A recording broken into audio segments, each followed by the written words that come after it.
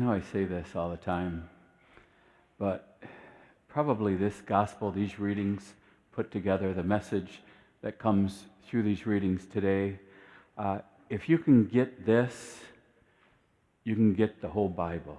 You can get the whole gospel, the whole message that God is trying to give us. If you can get this, you get it. You're there as far as understanding goes. So let's take a little look at this and see what God's trying to tell us. And I think we have two things working kind of side by side. We have those who are so afflicted that they're just desperate. They're at the end of their rope. They're just so poor they're going to die. And how God encounters them, and what does God ask of them when he encounters them? It's almost shocking. It's totally counterintuitive. And then you have, on the other hand, the scribes and the Pharisees that Jesus encounters in the temple area, and they're in these beautiful robes, and they're very rich, and they take the seats of honor, very pretentious, and all that sort of thing. And they, on the other hand, God says just the opposite about.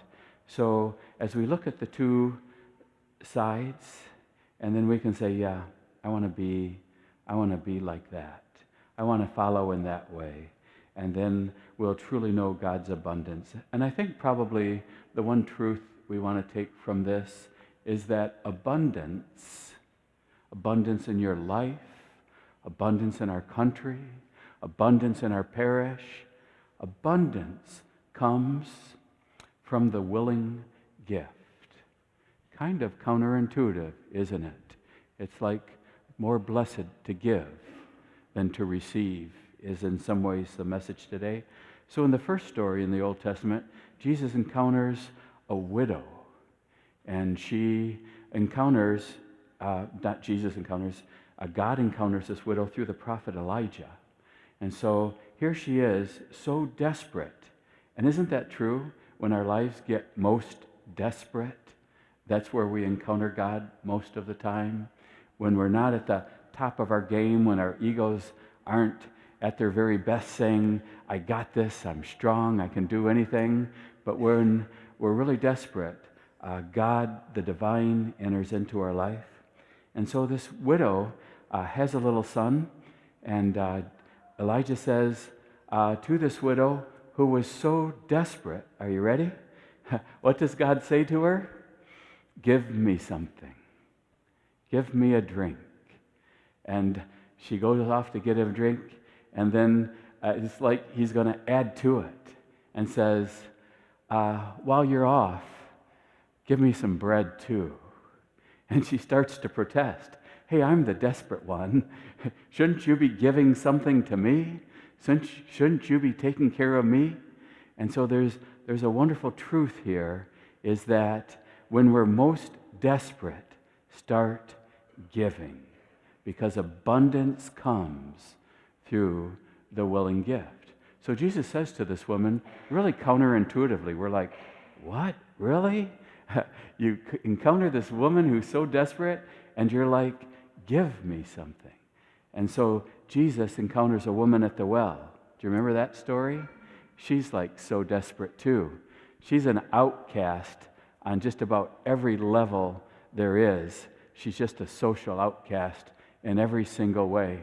And when she comes to the well, Jesus says the same thing Elijah says to this widow. He says, give me a drink. The same thing. And so when we link up with this God, whether it's through Elijah or whether it's through Jesus, in our desperate situations, in our poor situations, he says, give. Give and then give some more. Because when you link up with God, who is himself just pure giving, then we cannot give enough. We cannot ever give until we run out, because we'll never run out.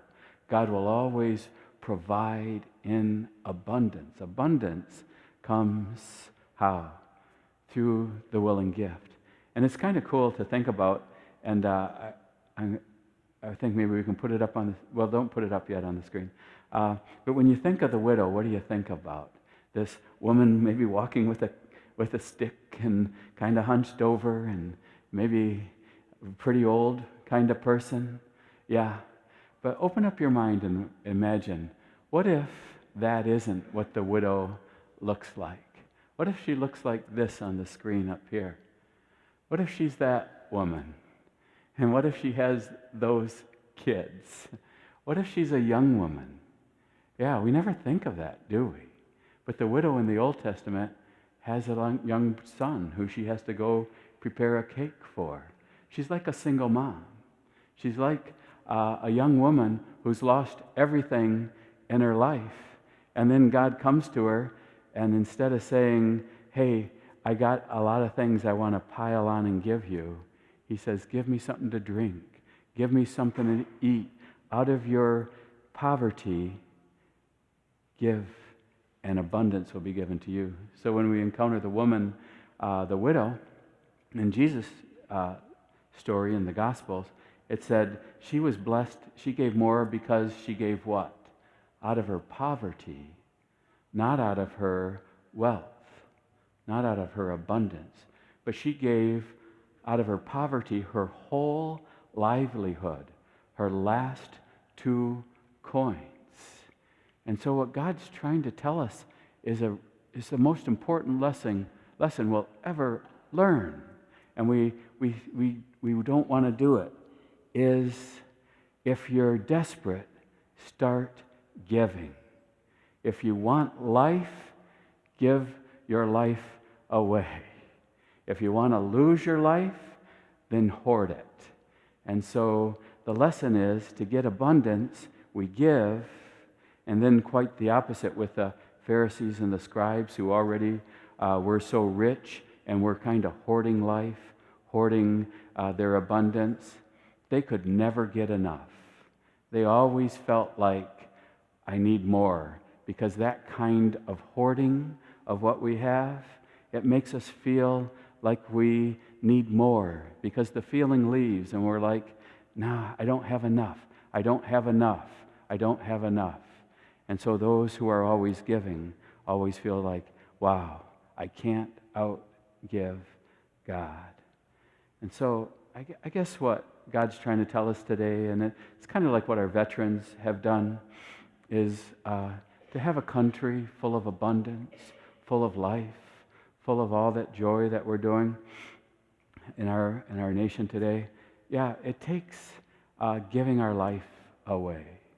If you want to have life, you got to give it away. And our veterans are willing to do that, lay down their very lives so that we might have life itself. If you're a doubter, you want more faith, start giving your faith away. If you want more love, start giving your love away. If you want more joy, be a bearer of joy to people.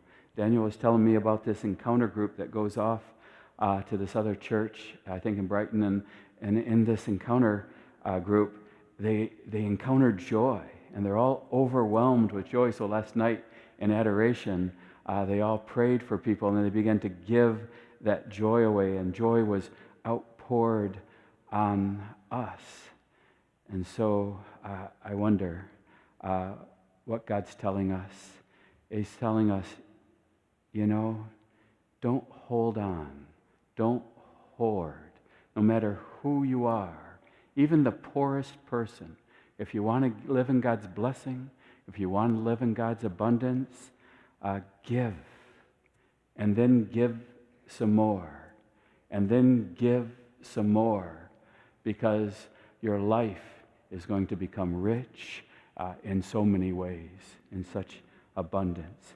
It's kind of counterintuitive, but Jesus says this in so many ways. He says, if you want to be my disciple, you have to take up your cross and follow me. If you want to save your life, you're going to lose it. If you give your life away, if you lose your life, then you'll truly gain it. You'll truly have life.